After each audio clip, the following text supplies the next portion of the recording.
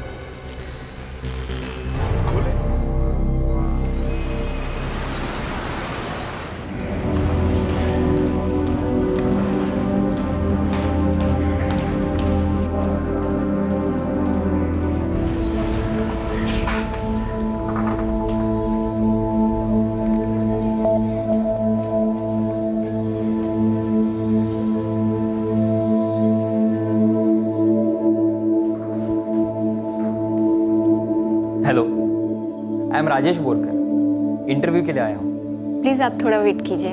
Okay.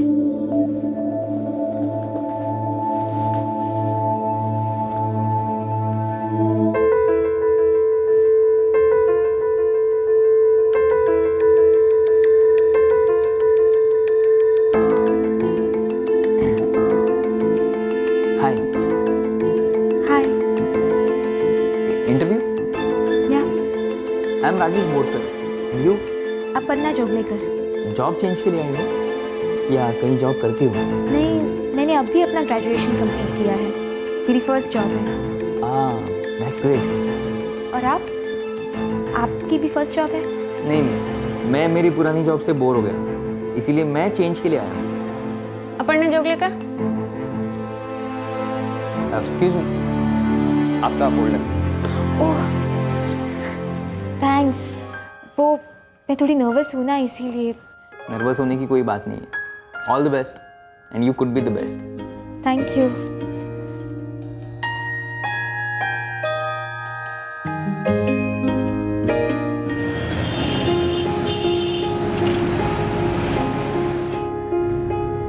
Congratulations. Thanks. सच बताओ, ये जॉब ऑफर तुमने एक्सेप्ट नहीं की ना? नहीं नहीं, वो तो ऑफर कुछ जमी नहीं इसलिए। अच्छा, या फिर ये जॉब ऑफर मुझे दिलवानी थी इसलिए? Sacrifice etcetera. देखो, ये जॉब तुम्हें मिल गई ना, सो बी हैप्पी। और वैसे भी मेरी करंट जॉब जो है वो इतनी बुरी नहीं चल रही। मैं सिर्फ थोड़ा सा चेंज चाहता था और कुछ नहीं। वेल, मंडे से ज्वाइन करना है मुझे। Oh that's great, all the best. तुमने एक बार ऑल द बेस्ट कहा और मुझे जॉब मिल गई।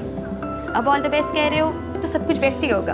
अच्छा अपर्णा, एक बात बताना, मैंने तुमसे तुम्हारा नंबर मांगा, तुम्हें बुरा तो नहीं लगा ना? क्यों? बुरा लगना चाहिए था। वेल, बुरा नहीं लगा इसका मतलब अच्छा लगा। इसका मतलब तुम भी मुझे मिलने में उतनी इंटरेस्टेड थी। क्या सुनना चाहते हो? यही कि मेरी कोशिश कामयाब होने के कुछ तो चांसेस हैं या नहीं?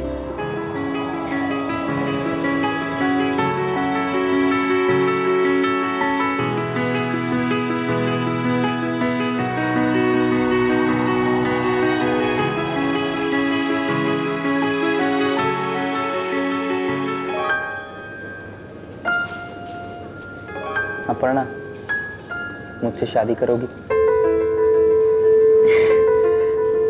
राजेश, सब कुछ इतना जल्दी हो रहा है, तुम्हें सोचने के लिए वक्त चाहिए। लेकिन हम एक दूसरे के पेरेंट्स को भी नहीं मिले हैं अब तक। तुम्हें क्या लगता है वो इनकार करेंगे? पूछना तो पड़ेगा। मैंने यही पुणे से इंजीनियरिंग कंप्लीट की है। एक कंपनी में सॉफ्टवेयर डेवलपमेंट का काम कर रहा हूँ। सैलरी भी अच्छी है। अपने आई बाबा के साथ रहता हूँ। उनका इकलौता लड़का हूँ। अपर्णा से प्यार करता हूँ। शादी करना चाहता हूँ। तुम्हारे आई बाबा अपर्णा से मिले हैं क्या? उनकी तरफ से भी हाँ है? Thank you.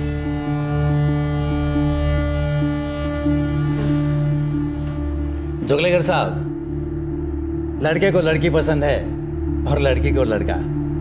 दोनों समझदार हैं, अच्छा जॉब करते हैं और अपने डिसीजन खुद ले सकते हैं। हमें भी कोई आपत्ति नहीं। दोनों अपने अपने पांव पर खड़े हैं, अच्छा कमा रहे हैं और दोनों एक दूसरे के साथ रहना चाहते हैं, तो फिर हमें क्या? वेल, अगर सब लोगों ने आशीर्वाद दे दिया है तो देर किस बात की? जल्द से जल्द शादी कर लेते हैं। अरे बेटा, पहले मुहूर्त तो देख लो। दोनों परिवार को सूट करे ऐसी डेट देख लेते हैं। और हाँ जोगलेकर साहब, शादी का खर्चा आधा आधा। अरे आप लड़की वाले हैं, इसका मतलब सारा बोझ आप पर। ये हमें मंजूर नहीं। हमारी एक ही तो बेटी है। मुझे पता था आप यही कहेंगे। मेरा भी तो इकलौता बेटा है। ठीक है, जैसी आपकी इच्छा। ये हुई ना बात।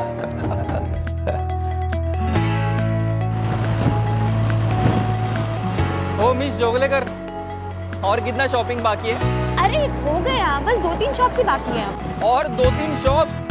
अपर्णा, आई टेल यू, अच्छा हुआ अपनी शादी की डेट 31 जनवरी डिसाइडेड है, वरना मैं मेरा माइंड ही चेंज कर देता। ओ मिस्टर बोरकर, ज्यादा बोर मत करो, समझे? ये तो बस शुरुआत है। अच्छा, ये शुरुआत है? इसका मतलब शादी के बाद सिर्फ शॉपिंग शॉपिंग एंड शॉपिंग? और क्या।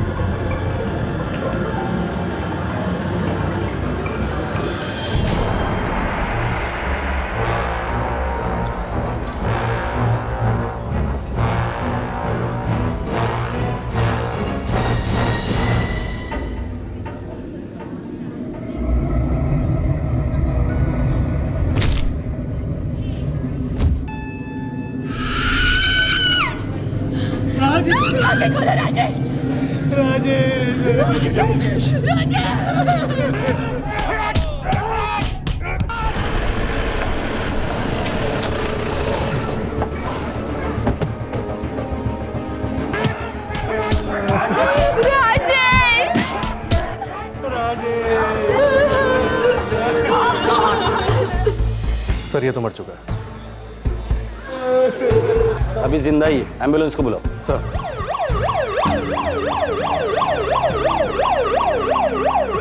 राजेश,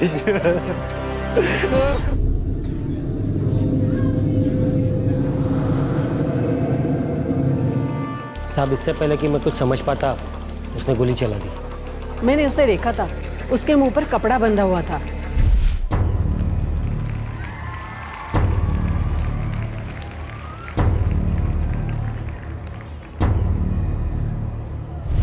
शक क्यों होगा साहब?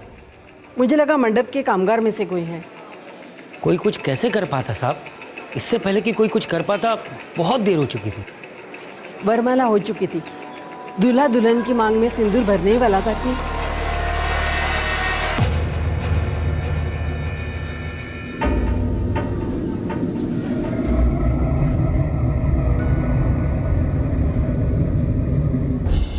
लड़की और उसके घर वाले शौक में है सर। कोई भी बात करने की हालत में नहीं है। मारने वाला अभी भी जिंदा है, सांसें चल रही है उसकी। देसी कट्टे का इस्तेमाल हुआ है मर्डर के लिए। और पता करो ये देसी कट्टा आया कहां से।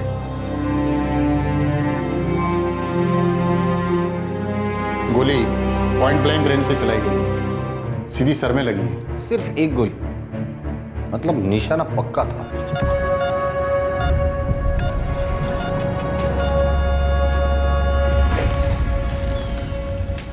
आई एम सॉरी, हम उस पेशेंट को बचा नहीं पाए। क्या? उसे बहुत बुरी तरह से पीटा गया था। उसकी पूरी बॉडी पर फ्रैक्चर्स थे। कार्डियक अरेस्ट से उसकी मौत हो गई।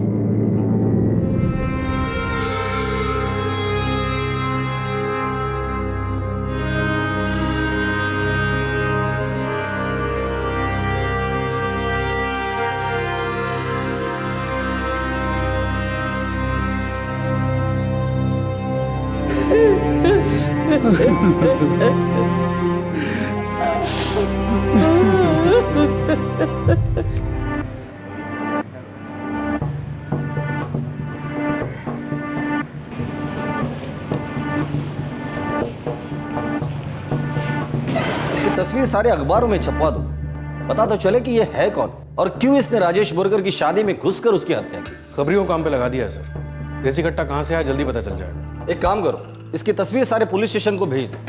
हो सकता है कि ये कोई हिस्ट्री शीटर हो या फिर किसी ने इसे सुपारी दी हो। सर, दोनों फैमिलीज का क्या हाल है? घर वाले कोई बयान देने की हालत में नहीं है सर। दूल्हे के घर वाले उसका अंतिम संस्कार कर रहे हैं और लड़की अभी भी सदमे में है। कल कोशिश करते हैं घर वालों से बात करने की लड़के की।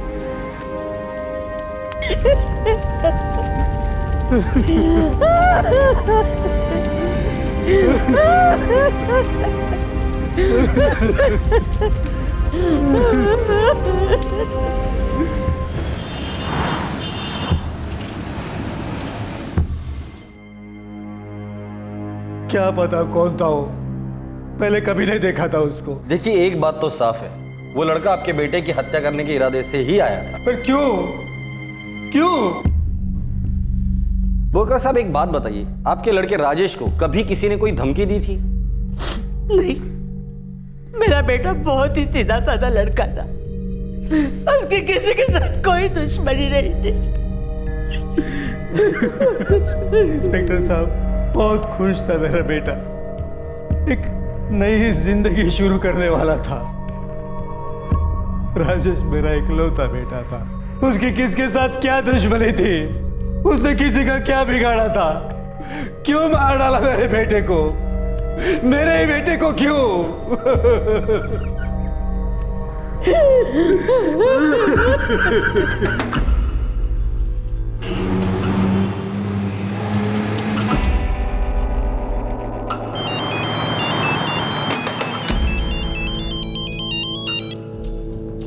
हाँ गोविंद बोलो।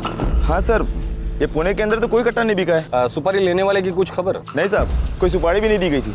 ये आदमी कोई रेगुलर मर्डर केस करने वाला नहीं लगता। कोई इसे पहचानता नहीं है। ठीक है, अपने कान और आँख खुले रखना और कुछ भी खबर मिलती है तो मुझे तुरंत फोन करके बता देना। Okay sir. पवन, ये सुपारी वाला एंगल नजर नहीं आ रहा है। लड़की वालों से बात करनी होगी, शायद वहीं से कुछ पता चल जाए। सर, लड़के के ऑफिस वालों से ही पता करते हैं, क्या पता उन्हें कुछ मालूम हो। हाँ, कहीं ना कहीं से कोई तो सुराग हाथ लगे।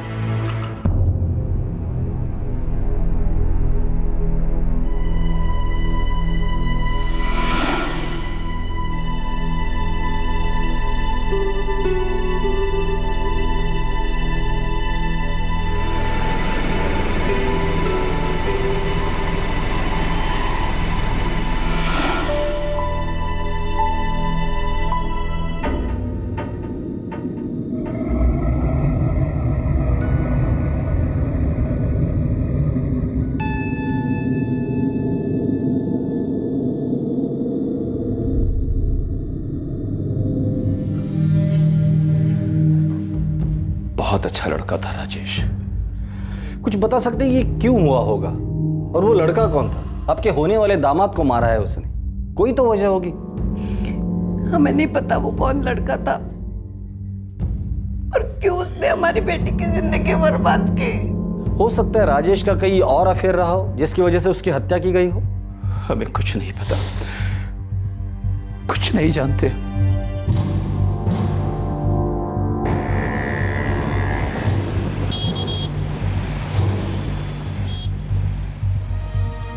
राजेश हमारे ऑफिस में सॉफ्टवेयर डेवलपर था।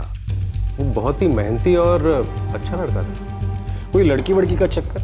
ये अपर्णा उसके जिंदगी में आने के पहले किसी और लड़की के साथ उसका अफेयर था? इतना कुछ तो मुझे नहीं पता सर, लेकिन जहाँ तक मैं जानता था राजेश को, वो अपर्णा से बहुत प्यार करता था। वो चीटिंग करने वालों में से नहीं था। वो बहुत ही ईमानदार और सच्चा लड़का था, एकदम स्ट्रेट फॉरवर्ड। मेहनती था, ईमानदार था, स्ट्रेट फॉरवर्ड था, फिर भी किसी ने इतनी बेरहमी से उसे मार डाला। वो भी मांग में सिंदूर भरते भरते ठोक दिया। पूरा फिल्मी लगता है सर।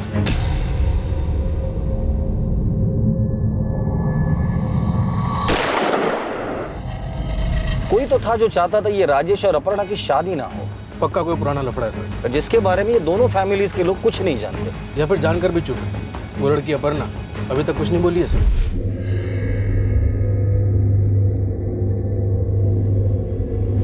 शायद शौक की वजह से, या फिर कुछ बोलना ही नहीं चाहती है।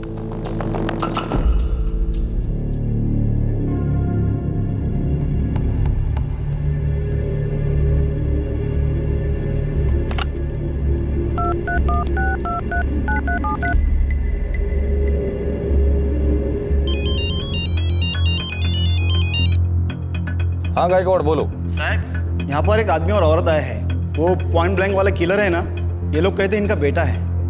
नाम क्या बताया बेटे का? नीलेश करंडे। एक काम करो, उन दोनों को वहीं बिठा के रखना, मैं अभी आता हूँ। ठीक है साहब।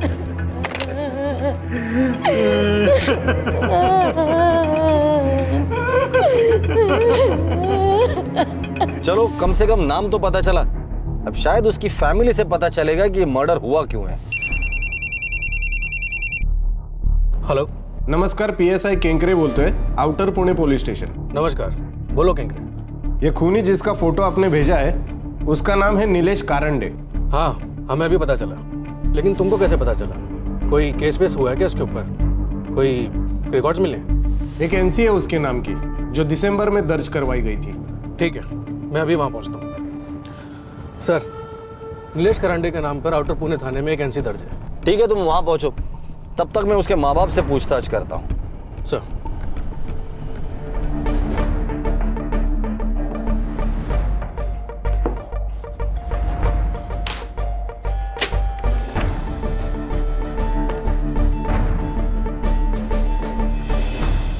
अभी समझ में आया वो लड़की अब तक चुप क्यों है।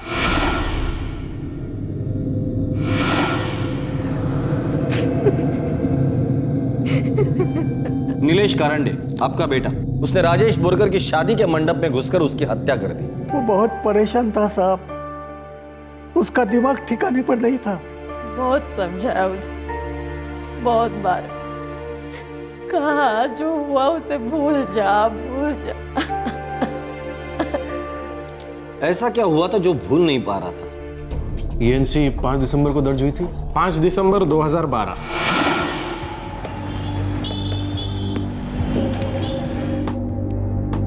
नीलेश कारंडे, नंबर क्या है उसका? 444-6789-885। ठीक है, हम उसे थाने बुलवाकर समझाते हैं। मैं नीलेश के साथ चौकी गया था, उससे बुलवाया, वो वापस कभी ऐसा नहीं करेगा। बहुत बार समझाया साहब, लेकिन उसने एक नहीं सुने। आता नहीं करना साहब, मैं इसकी तरफ से जबान देता हूँ। ये खुद तो कुछ बोले। क्यों अपनी जिंदगी बर्बाद करने पर तू लाए? तू जब लड़की मिलना नहीं चाहती तो क्यों पीछे पड़ा है? सुन, अभी तो मैंने सिर्फ एनसी दर्ज की है। अगर उस लड़की को और परेशान किया ना तो सीधा एफआईआर लिखकर तुझे अंदर डाल दूंगा, समझा? अरे बोल बेटा, बोल बोल, तू उसे तंग नहीं करेगा, बोल ना, बोल। उसे कभी भी तंग नहीं करूंगा। यही अच्छा है तेरे लिए, भूल जा उसे। शक्ल सूरत इतनी भी बुरी नहीं है, बहुत लड़कियां हैं दुनिया में, तुझे कोई और मिल जाएगी। अच्छा, तो नीलेश अपर्णा से प्यार करता था? वो दोनों एक दूसरे को चाहते थे साहब। अपर्णा भी नीलेश से प्यार करती थी। वो दोनों एक दूसरे से शादी करने वाले थे साहब।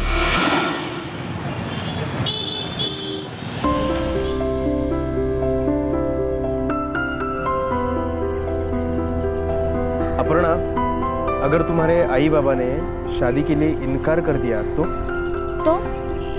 वो हाँ कहे या ना कहे, कोई कुछ भी कहे नीलेश, मैं तुम्हारा साथ कभी नहीं छोड़ने वाली।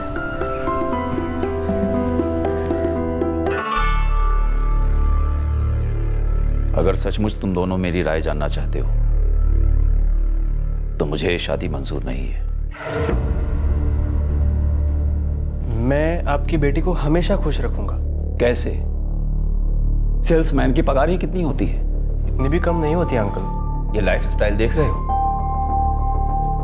अपर्णा को आदत है इसकी। दे सकोगे ऐसी लाइफ? पापा, मुझे ये सब कुछ नहीं चाहिए। मैं नीलेश के साथ खुश रहूंगी और मैं भी कमाऊंगी ना। दोनों साथ मिलकर अपना घर खड़ा करेंगे। कहने सुनने में बहुत आसान लगती हैं ये बातें, करो तो पता चले। 25 तारीख को जब पर्स में पैसे गिनोगी तब अकल ठिकाने आ जाएगी। गृहस्थी चलाना इतना आसान नहीं होता है। सिर्फ प्यार मोहब्बत ही काफी नहीं है जीने के लिए। मैं ये सब समझता हूँ आंटी, और ऐसा नहीं है कि मुझे आइडिया नहीं है, पर अंकल अपर्णा के आने से मेरी जिंदगी पूरी बदल गई है और मुझे पूरा यकीन है अगर अपर्णा मेरा साथ देगी तो मैं मेरी जिंदगी में बहुत जल्दी तरक्की कर सकूंगा और अपर्णा को हर खुशी दे सकूंगा। पापा प्लीज हाँ कह दीजिए ना, मैं नीलेश से बहुत प्यार करती हूँ और मैं हर हाल में उसके साथ हूँ। पापा हम जानते थे अपर्णा के माँ बाप इस रिश्ते से खुश नहीं थे। 1 साल तक शादी की बात को टालते रहे वो लोग। उन्हें लगता था अपर्णा अपना मन बदल लेगी, पर नीलेश और अपर्णा इरादे के पक्के थे। उन्होंने अपना फैसला नहीं बदला, उन्हें तो शादी करनी ही थी। नरेंद्र जी, मानता हूं आप खुश नहीं हो, पर सच कहता हूं अगर आप राजी नहीं होंगे तो मैं भी इस रिश्ते को हाँ नहीं कह पाऊंगा। बच्चों ने ठान ही लिया है तो हमारा विरोध करने का फायदा क्या? वैसे हमसे पूछे बिना भी तो वो शादी कर सकते हैं ना। ठीक है, अगर मेरी बेटी की यही इच्छा है तो मुझे ये शादी मंजूर है। 6 नवंबर अच्छा मुहूर्त है, दिवाली के पहले शादी कर देते हैं। हम भी कोई मुहूर्त के लिए अच्छा सा दिन देख के आपको बता देंगे। जो भी हो राजी खुशी हो। हम तो बस इतना चाहते हैं बच्चों की खुशी के लिए आप पूरे मन से उन्हें आशीर्वाद दें। बहुत बातचीत के बाद शादी की तारीख तय हुई। 12 जनवरी को शादी होनी थी। 12 जनवरी? पर 31 जनवरी को तो अपर्णा और राजेश की शादी हो रही थी, वहीं पर तो ये कांड हुआ था। हमें नहीं मालूम साहब, ये राजेश नाम का लड़का अचानक अपर्णा की जिंदगी में कैसे आया। उनकी बेटी ने अपना मन बदल लिया था। हम दोनों को इस बारे में कुछ भी पता नहीं था। हमें तब पता चला जब आउटर पुणे पुलिस स्टेशन से हमें फोन आया। नीलेश ने भी हमें इसके बारे में कुछ भी नहीं बताया था। हुआ क्या था? नीलेश, हे बेटा कुछ तो बोल। ऐसे चुपचाप रहेगा तो कैसे समझेगा हमें? देख बेटा, शादी करनी थी, तुमने तय किया था, हमने कुछ नहीं कहा। अब वो लड़की शादी नहीं करना चाहती, इस बात का हमें पता ही नहीं था। अब मामला पुलिस तक पहुंच चुका है। अब तो बता हमें क्या हुआ तुम दोनों के बीच में। बोल ना रे। ठीक है बाबा, नहीं बताना है मत बता। हाथ जोड़ता हूं तुझसे, पर उस लड़की से दूर रह, अपनी जिंदगी बर्बाद मत कर।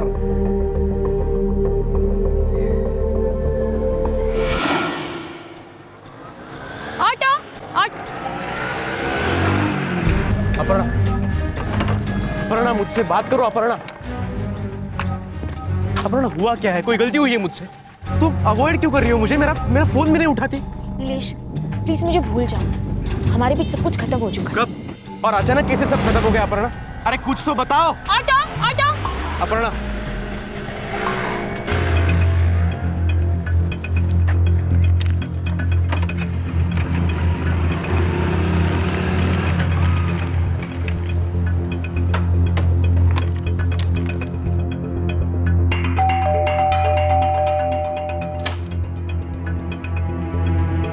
क्या है, क्यों आए हो? आंटी ये क्या चल रहा है? अपर्णा मुझसे बात क्यों नहीं कर रही है?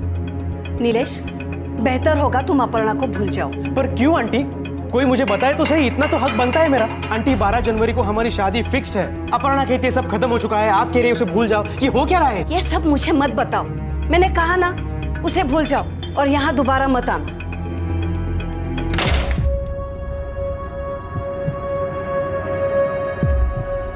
अपर्णा, अपर्णा तुम्हें मुझे सब बताना ही होगा।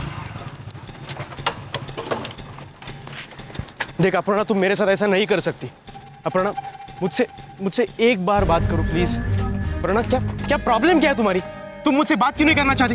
नीलेश, मैंने तुमसे कहा ना मुझे भूल जाओ। पर क्यों? 12 जनवरी को हमारी शादी है, तुम कह रही हो भूल जाओ, तुम्हारी माँ कह रही है कि हमारे घर मत आओ। ये हो क्या रहा है? मैंने फैसला कर लिया है नीलेश, मुझे तुमसे शादी नहीं करनी है। तुमने अकेले डिसाइड कर लिया? अपर्णा, पिछले 2 साल से हम दोनों साथ हैं, दोनों एक दूसरे से बहुत प्यार करते हैं, हमारी शादी की डेट भी फिक्स्ड है, और तुम अचानक से ये कह रही हो कि तुम्हें मुझसे शादी नहीं करनी? क्यों? कोई जुर्म है शादी कैंसिल करना? मैंने तुमसे शादी का फैसला जल्दबाजी में लिया था, लेकिन अब मुझे रियलाइज हो गया है कि तुम मुझे कभी एक अच्छी जिंदगी नहीं दे सकते। मैंने ये फैसला इमोशनली लिया था, मुझे प्रैक्टिकल सोचना चाहिए था। अब कह रही हूँ ना, गलती हो गई, मुझे नहीं करनी है तुमसे शादी। प्लीज मेरा पीछा करना छोड़ दो। अपर्णा, अगर मुझसे कोई गलती हुई है तो बताओ, मैं सब कुछ ठीक कर दूंगा, पर मुझे छोड़ के मत जाओ Aparna please. I love you Aparna. Aparna, मेरा यकीन करो, मैं तुम्हारा हमेशा ख्याल रखूंगा, दिन रात एक कर दूंगा और तुम्हें हर खुशी दूंगा अपर्णा। नीलेश, मैंने तुमसे कहा ना, हमारे बीच सब कुछ खत्म हो चुका है, सब कुछ खत्म। प्लीज मेरा पीछा करना छोड़ दो, प्लीज।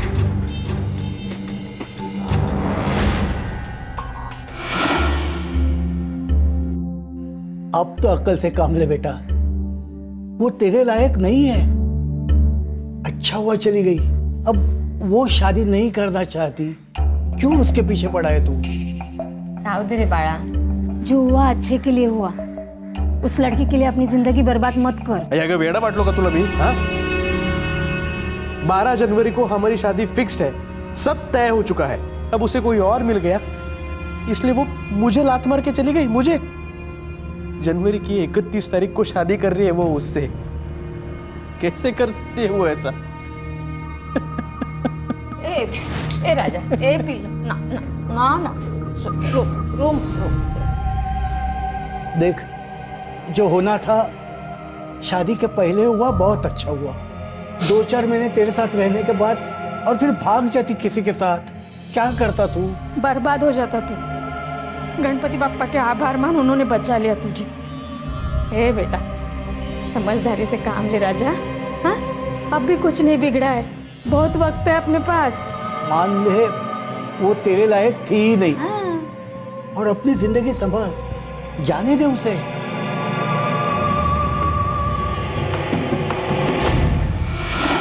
भूल नहीं पाया उस लड़की को।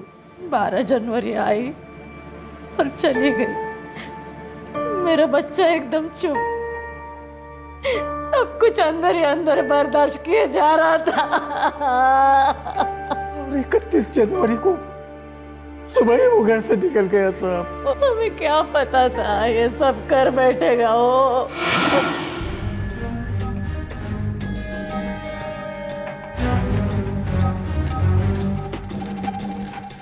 अरे नीलेश बेटा, सुबह सुबह कहाँ जा रहा है? बस यही कुछ काम है।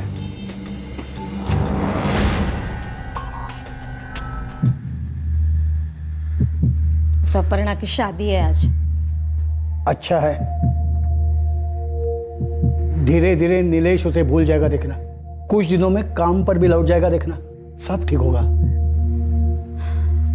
देवा, सगळं नीट कर रे बाबा,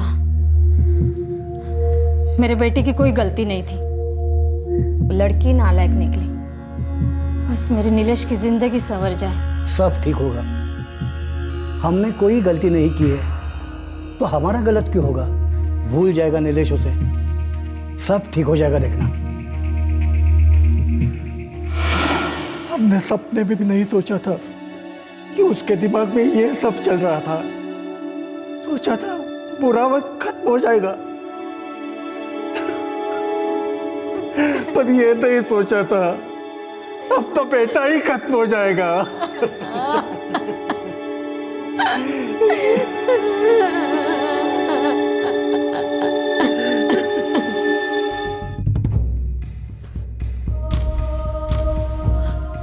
शांत हो जाइए, अब गुस्सा करके क्या मिलेगा? हमारा बेटा तो जा चुका है। क्यों चुप बैठूं मैं? क्यों शांत रहूं? हमने अपना इकलौता बेटा खोया है। हमसे सच छिपाया और हमको बर्बाद करके रख दिया। अब बात को आगे बढ़ाकर क्या फायदा? अरे बताना तो चाहिए था। लड़की की शादी किसी और के साथ पहले ही तय हो चुकी थी। इतना बड़ा धोखा। जरूर उस लड़की ने हमारे बेटे को बेवकूफ बना के रख दिया होगा। आपकी हर बात सच है, लेकिन अब लड़ झगड़ कर क्या फायदा? हमारा बेटा तो वापस नहीं आएगा ना। सोल्डर नहीं भी चला, नहीं छोड़ूंगा मैं उनको। मैं शिकायत करूंगा उनके खिलाफ। धोखा दिया उन लोगों ने हमको। वो लड़की ही जिम्मेदार है मेरे बेटे की मौत के लिए। धोखा दिया है उसने मेरे बेटे को। नहीं छोड़ूंगा मैं उनको।